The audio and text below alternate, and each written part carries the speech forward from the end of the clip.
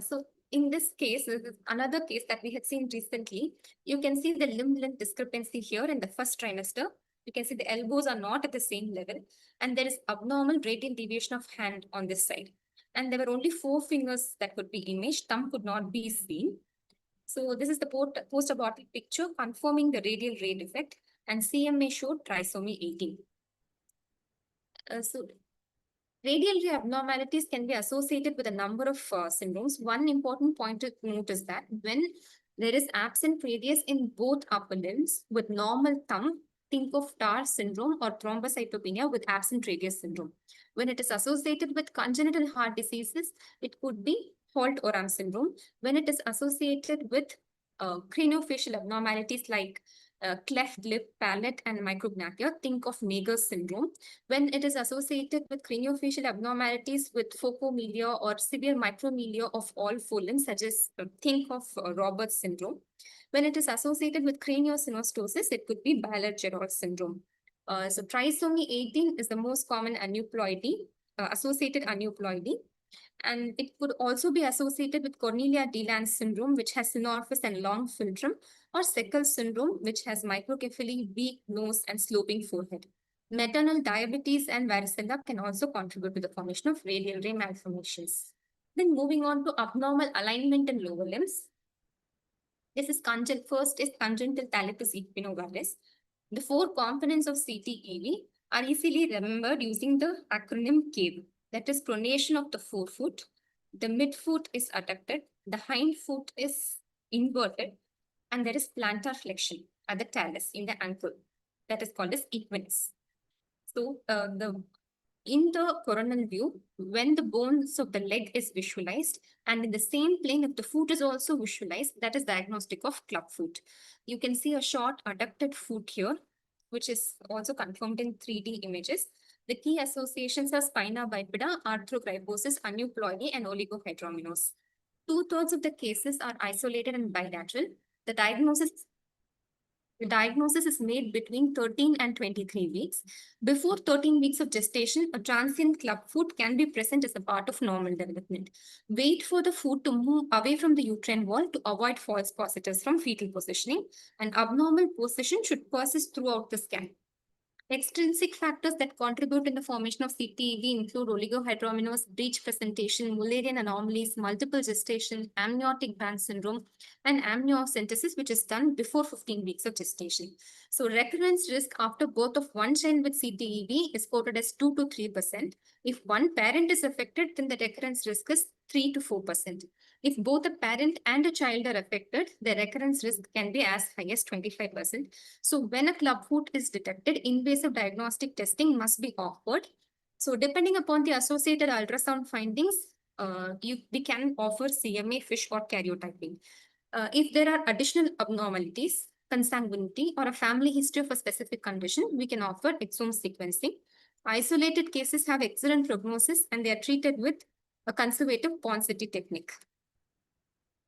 So moving on to the next alignment abnormality in the lower limb is the congenital vertical talus or the rocker bottom foot, which is a rare foot anomaly. It is characterized by a prominent calcaneus and a rigid forefoot and dorsiflexion. The key associations are trisomy 18, spinal anomalies, and arthrogryposis. In contrast to CTEV, this is rarely isolated. So sagittal view is the best to assess this anomaly. Bulbous heel seen protruding posteriorly with convex plantar surface, which resembles the bottom of a rocking chair, are the diagnostic features. And foot should normally taper distally, but here the foot fans distally. So these are the ultrasound features of rocker bottom foot. In order to avoid, the diagnosis is usually avoided in the 3rd trimester and when the foot is in contact with the uterine wall. So this fetus also has had persistent clenched fist. So these are, this features favor trisomy 18. This is the post-abortal picture confirming bilateral rocker bottom foot and bilateral clenched fist. So the next condition is posteromedial tibial bowing, which is a rare congenital anomaly of unknown etiology. There is shortening of the anterior crural muscles, limiting the plantar flexion of the foot. So there is severe acute hyperdorsiflexion of the foot, which is parallelly oriented to the shin of tibia. In severe cases, the foot may be nestled against tibia. So the bones of the foot and ankle are normal. It is always unilateral and isolated. This has a good prognosis. Normally, there is a spontaneous incomplete correction of bowing within the first 4 years of life. There may be limb length discrepancy, which may be treated surgically later in life. So this is a case of posteromedial bowing of tibia, where there is angulation of mid and distal third of tibia in the posteromedial direction. There is hyperdorsiflexed foot with calcaneovalgus deformity, as seen here.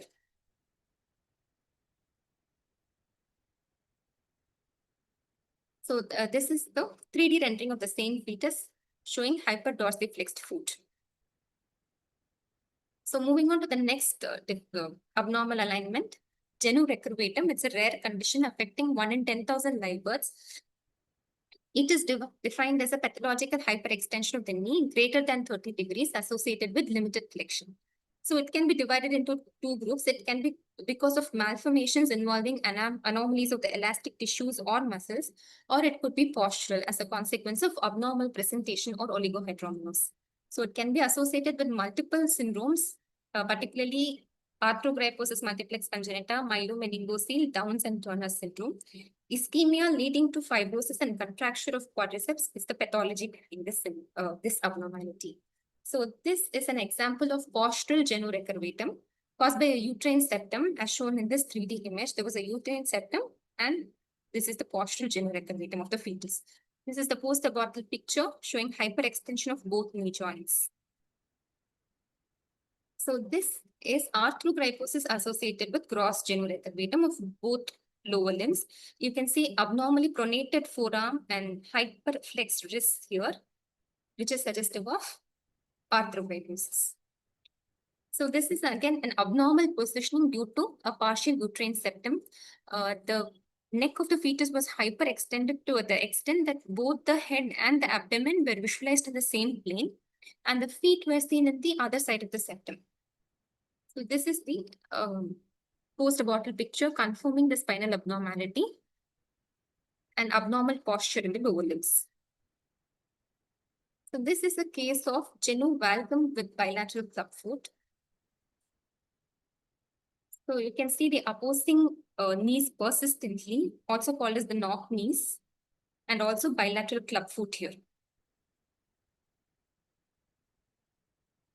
I could not find any literature showing prenatal diagnosis of genu valgum. So this is a very rare case. And moving on to the abnormalities of size. The first abnormality is proximal focal femoral deficiency with unilateral involvement of left femur. So here you can see there is abnormal bowing and shortening of proximal femur, and the other side femur is normal. So this is the post-abortal photograph showing the short left thigh and limb length discrepancy here. There is asymmetric absence of subtrochanteric femur, which may extend to the femoral head and acetabulum, and ipsilateral fibular hemimelia is a very common association.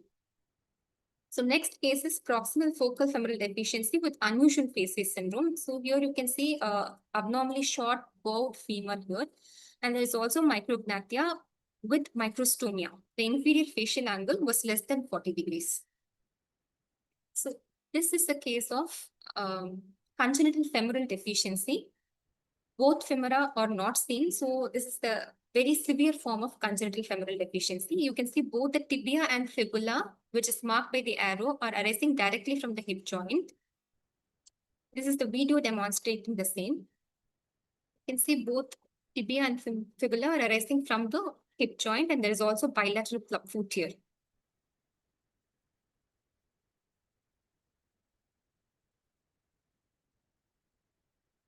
So moving on to the next size abnormality, you can see short stubby fingers here with a V-shaped separation between the second and the third digits, giving rise to the trident sign.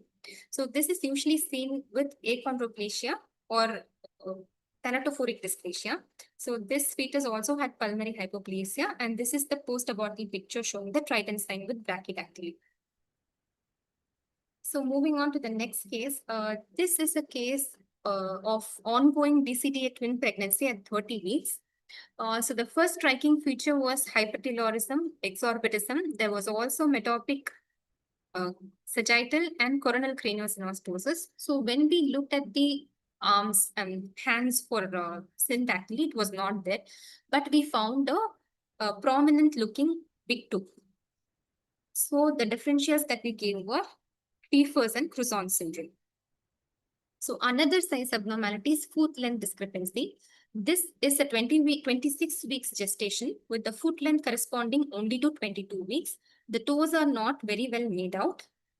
And you can see the limbs are persistently in the semi-flexed posture here. And there was also persistently open mouth with thick lips and rounding of the corners of the mouth. There is also a flat facial profile. And the limbs were again in the persistent semi-flexed posture. So this diagnosis was Harlequin's ichthyosis. This is the post-abortal picture showing ectropion eclabium. And here you can see abnormally thick, tight skin forming an armor and flexion contractures here that prevent the normal growth and movement of toes and fingers. And that's why we had foot length discrepancy in this case. So here we see a puffy looking feet here in the axial images, but in the sagittal images, you can see a clear subcutaneous edema in the dorsum of the foot in 2D and also demonstrated in 3D. So there was no abnormal vascularity within the lesion to suggest vascular malformation. And the anterior tibial artery and dorsalis pedis artery are well demonstrated, and that rules out ischemic causes. So this turned out to be a Turner syndrome, and the differential diagnosis is Milroy lymphedema. So moving on to the number of abnormalities of number, the first abnormality is polydactyly, which is defined as one or more extra digits in the hand or feet that may or may not contain bone. There are three types of polydactyly. Postaxial, which is more common, when the sixth digit is present on the ulnar or the fibular side, and preaxial, when the sixth digit is on the radial or on the tibial side. The polydactyly can also be central. In most of the cases, this is an isolated finding with an autosomal dominant mode of inheritance. In polydactyly can be found in 75% of the fetuses with trisomy 30. There are a number of syndromes that can be associated with polydactyly. So whenever a polydactyly is seen, parents should be evaluated, family history should be collected, and the location of the extra digit may be helpful in the identification of the syndrome. So this is the case of preaxial polydactyly. You can see a extra finger on the tibial side. So this is the rarer form, and it's a part of macrosyndactyly. You can see that the extra digit is fused with the toe in this case. If it is present in the upper limb, it might be fused with the thumb. So moving on to postaxial polydactyly. This is a 22 weeks fetus showing very short ribs. You can see that this transverse section of the thorax, the ribs are not extending beyond 1/3 of the thoracic circumference. There is also polydactyly in foot and hand. So this is the short rib polydactyly syndrome. This is the post-abortal picture of the fetus showing polydactyly in all four limbs, bilateral genu recurvatum. And there's also dysmorphic faces with open mouth and protruding tongue. So this is encephalocele, cystic encephalocele with polydactyly and bilateral enlarged cystic kidneys, Meckel-Kruger syndrome. So this was the case of bilateral hydroerythronephrosis. This is the bladder, and posterior to the bladder, there's a cystic lesion with the echogenic structure within. So this was the fluid-filled distended vagina, and this echogenic structure was the cervix. There was polydactyly in upper limb and lower limb, and you can see internal echoes layering within the fluid-filled distended vagina. And this is the bladder, and these are the two hemivagina. So this was McKusick-Kaufman syndrome. This is the postnatal photograph showing distended abdomen, and ultrasound abdomen shows fluid-filled cervix and uterus. So with these associations, the diagnosis of McKusick-Kaufman syndrome was made, and the baby underwent vaginoplasty following the drainage of hydrometrocorpus. So this is a Dandy-Walker malformation with bilateral polydactyly and transposition of great arteries. So whenever we see postaxial polydactyly, with bilateral enlarged echogenic kidneys with a heart defect, we should think in terms of Barrett-Weddell syndrome, and this was proved with the whole exome sequencing in this case.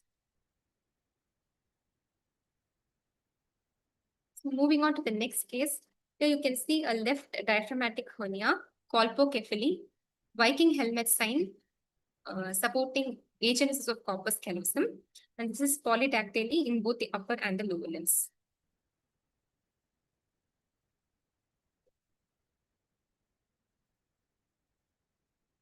This was a case of acrocallosal syndrome. So this case had anhydromenos completely absent like a, you can see fused lower limbs with only a single bone and bilateral fallen adrenal sign representing absent kidneys on both sides and single umbilical artery. So this was a case of sirenomelia or mermaid sequence with fusion of lower limbs and feet. So there was syndactyly, which could not be made out due to anhydromenos. Polydactyly, sorry. So next number abnormality is syndactyly. You can see that there is syndactyly between the third and the fourth digits here. There is amniotic fluid between the second and the third digits, and the second digit is moving freely, but these two digits are not moving freely. So there was also marked disparity between the head and the abdomen, and there was also tetralogy of Fallot that you can see here. So karyotyping in this case proved digynic triploidy. So syndactyly of middle two fingers is very characteristic of triploidy. This is the post-abortal picture showing the same syndactyly between third and fourth digits here. Next case of syndactyly. Here you can see this video clip shows syndactyly. The fingers are not made out separately. Demonstrated in this 2D and 3D image. There was also brain shadowing sign. Coronal craniosynostosis with widening of the orthotopic metopic suture and dysgenesis of corpus callosum. So the diagnosis was Apert syndrome. So this is the post-abortal picture showing bilateral syndactyly and the towering skull. So this is another case. 1 second of. This is another case of abnormal number. Here you can see in this lower limb, there are only 3 digits seen. And the metacarpals and the phalanges are not ossified. You can see short, stubby, floppy fingers here, very short fingers and short toes here. In this 3D image also, it is well seen. So this is the post-delivery photographs of the fetus showing oligodactyly in this lower limb and disorganized toes and feet, toes in this feet, and short floppy fingers on both the upper limbs. So next number abnormality is ectrodactyly. So we could make this diagnosis of ectrodactyly in the first trimester because the mother gave us a history of claw hand deformity in the first child. So when we looked for it, we could find ectrodactyly in both the upper limbs. So this was confirmed in the anomaly scan also, both the upper limbs showing ectrodactyly. And there was also in bilateral foot, there was a absent central digit with deep median cleft and fusion of the remaining lateral digits, ultimately producing claw-like deformity. This is called as lobster claw deformity. This is the photograph of the previous child showing claw deformity in both the upper limbs. This is the photograph of feet of the father who shows us subtle cleft here. So ectrodactyly is also known as split hand foot malformation. It's a central ray defect because of that occurs because of the abnormal function of AER. It can be isolated or it can be part of ectrodactyly epidermal dysplasia or cleft palate syndrome. Familial isolated split hand foot malformation has an autosomal dominant pattern of inheritance with 100% penetrance and variable expressivity as we see in this case. So here, the father had only a mild expression of the disease, whereas gross malformations are seen in the offsprings. So moving on to the abnormal movement Arthrogryposis multiplex congenita. This is not a diagnosis. This is a symptom complex, and it is seen in 1 in 3,000 live births. It can be a feature of abnormal neurological development or primary muscular disorder of the fetus. It can also be due to extrinsic causes like oligohydramnios, twinning, or uterine masses. Fetal arthrogryposis is defined as contractures involving two or more body areas. So normal fetal movement begins between 7 to 8 weeks of gestation, and this is important for the growth and development of craniofacial bones. So when this movement is impaired by any of the above mentioned causes, this can lead to craniofacial dysmorphia like retrognathia, lung hypoplasia, absent filling of stomach, polyhydramnios because of impaired swallowing, scoliosis, nuchal edema, hydrops, pterygia, and iuga. So this is a case which shows the features of arthrogryposis multiplex congenita. You can see fixed flexed elbows and wrists with clenched hands. And there's also cross-legged position, also called as the Taylor's or the Buddha position. There is also persistent open mouth in the fetus, which is also called as the whistling face. You can see that the neck is abnormally hyperextended and the skin of the chin is continuous with that of the chest. So this was arthrogryposis, which was identified in the NT scan. You can see abnormally flexed elbows and flexed wrists. There was also scoliosis and cross-leg posture, and it was associated with increased NT. So whenever there is an increased NT with cystic hygroma, along with arthrogryposis, that indicates a lethal form of arthrogryposis.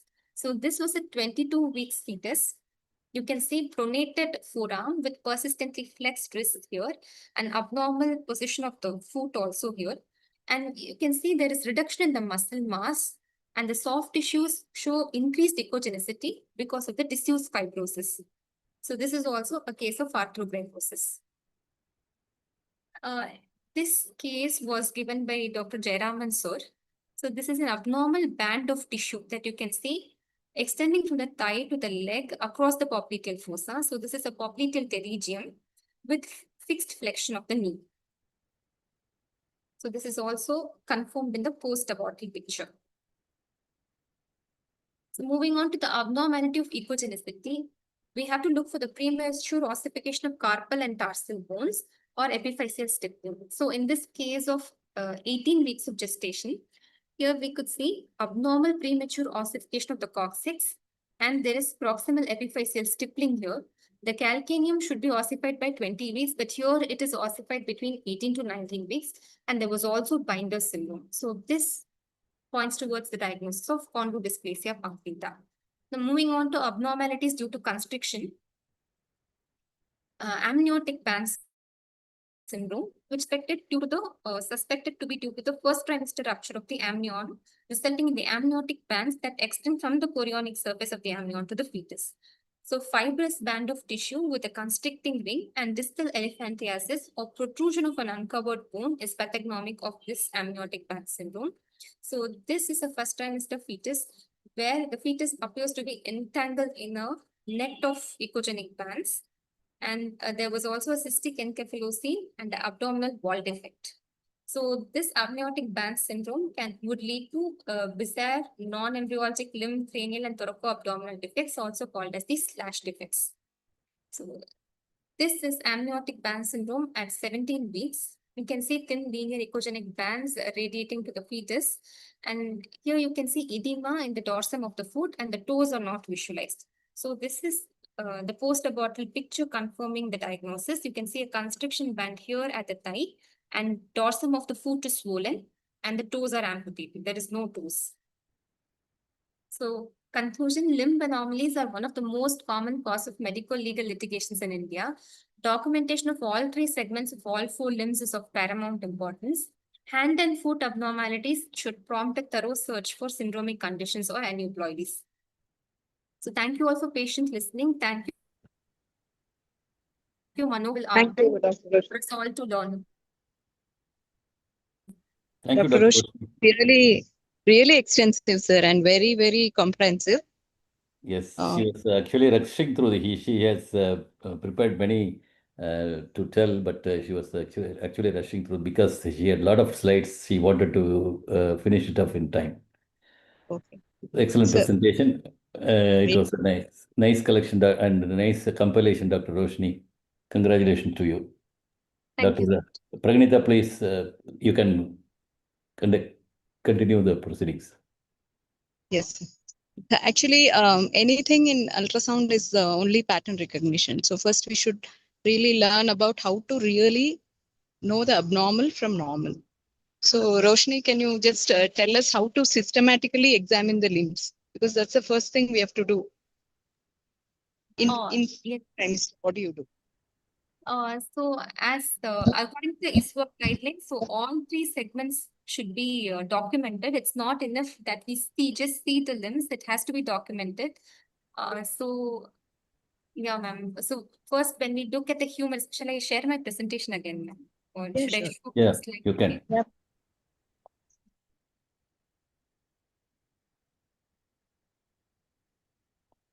It will be better to document the limbs in the first trimester. First trimester scans are the ideal one to look at the limbs in all segments, both in sagittal and in coronal planes, and to see all the three segments.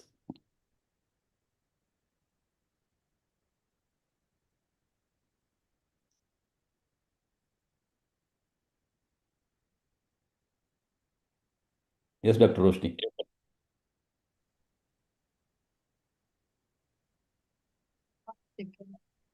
Thanks.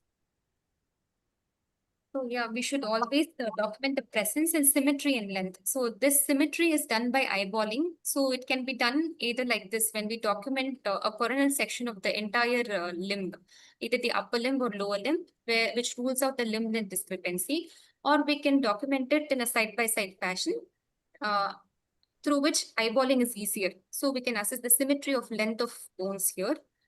And we should also look at the alignment, as I said, the alignment of wrist with respect to the hand with respect to the wrist, and leg, foot with respect to the leg.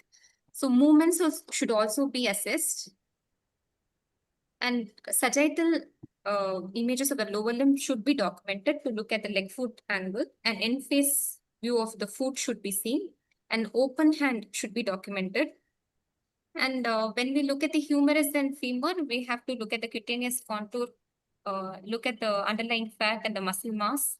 And this has to be extended up to the gluteal region. Okay. There is one question from Dr. Vijay Kumar who has asked, is there any clues or condition where we need to do extensive scanning of limbs and any protocol for extensive examination of the limbs, sir? Yes, there are definitely clues which would warrant us to look at the limbs and the toes and the fingers. Like for in a case where there is a lateral shadowing sign in the skull, the APET syndrome, that will be the first one to, when we take the BPD, that will be the first one to alert us to the possibility of an APET syndrome, the lateral shadowing skull sign. And then when we look at the hands, we'll see the syndactyly of all the four fingers, the mitten, classic mitten hand. Similarly, acrocallosal syndrome, and there is an agenesis of corpus callosum, we'll have to look at the toes as well.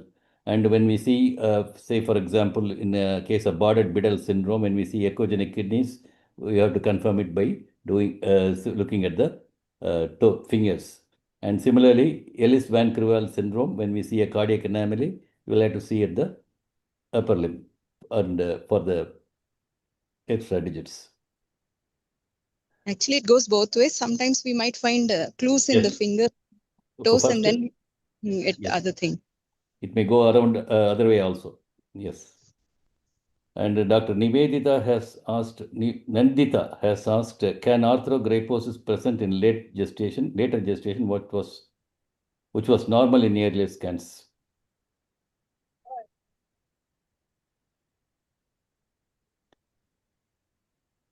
It can present in later gestations. In fact, sometimes there may be only subtle findings, like just a club foot. That is why we tend to follow these cases to see if other Yes. joints are. It can present in the later gestation, which is not seen in the routine early anomaly scan. I think there are no more questions in the chat box. So that was an excellent presentation, Dr. Roshni, and your place, your birth in the annual meeting of SFM is confirmed. You are presenting this in a concise manner, not in a full length. Thank you, sir.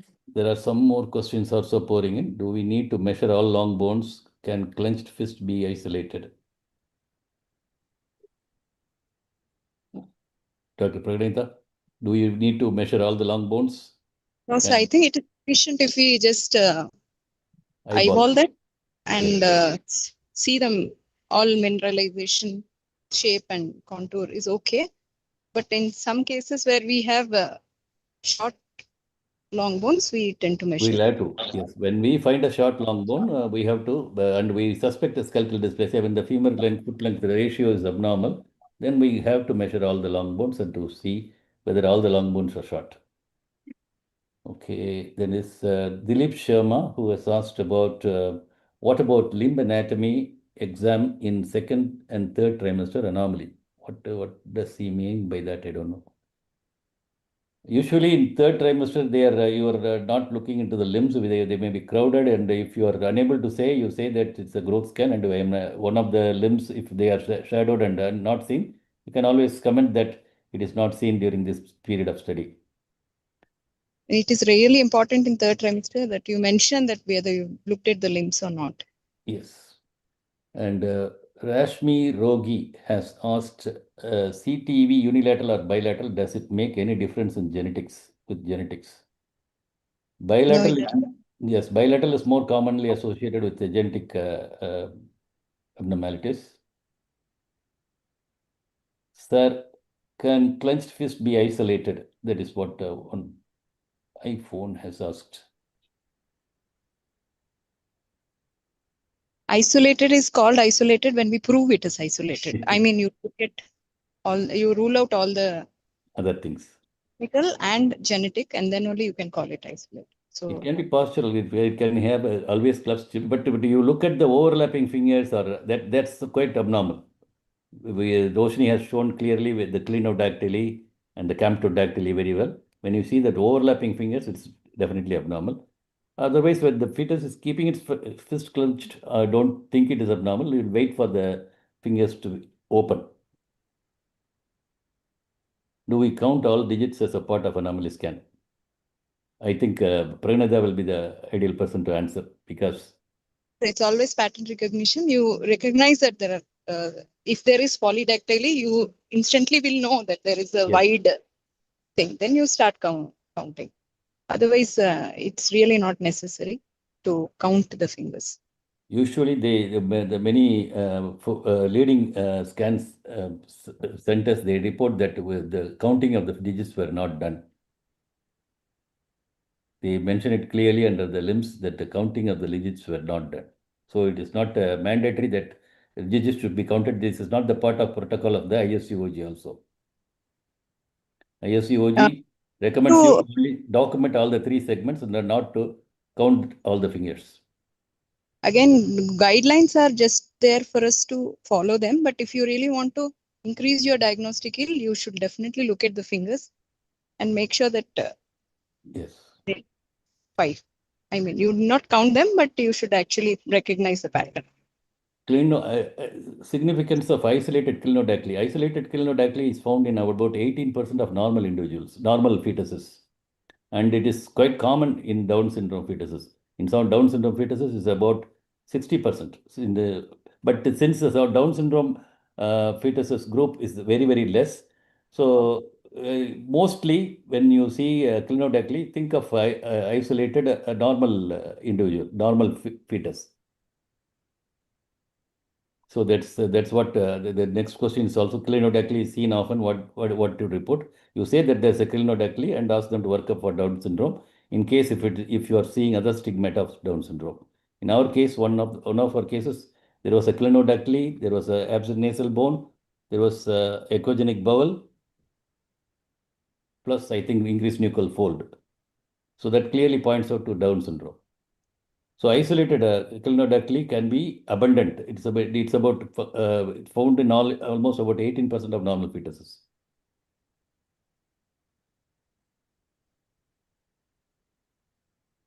Okay. So that was an excellent session and it was well attended. Thank you very much, Dr. Roshni, for your abundant preparation and excellent presentation. Thank you. Thank you. Definitely found a berth in the annual meeting. We are going to post this lecture in the annual meeting. Thank you very much. Thank you, sir. Final remarks by Dr. Pravanita. It was excellent presentation, so really comprehensive. And we should always not just measure the limbs, but we should also look into them into detail so that our genetic and other associations are really brought out. Very well. More importantly, when you are unable to see the limb, you have to document it in your report. When you are unable to see it because of the fetal position, when it is because of shadowing from other fetal parts, you'll have to document it in your report. That will save you from the medical legal litigations. I think in anomaly scan, we should make every effort to see them, but in growth and it is really essential that we mention that we've not looked into the limbs. Yes. Excellent presentation, sir. Thank you for including us. Thank you very much, sir. Thank you very much all for your patient listening up to this time of nearly about 9:30. I think, Roshni, you have rushed through all your slides because of you wanted to finish up within time. You could have dwelled upon some of the points which were Or we should have done just upper limb once and lower limb in another session. no. That will be really boring. Okay. This was a very extensive dealing about limb anomalies without skeletal dysplasias. So we'll have skeletal dysplasias in some other time. So thank you all very much. Thank you very much and good night. Have a nice weekend. Thank you. Thank you, sir.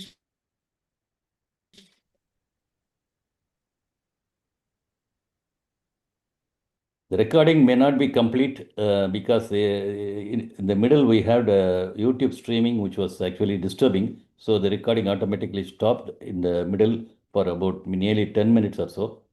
So the recording may be available from maybe the 15th minute of the lecture onwards to the end. Let's see if it is available, we'll upload it in the YouTube. But anyhow, excellent cases. Thank you very much, Dr. Roshni. Thank you.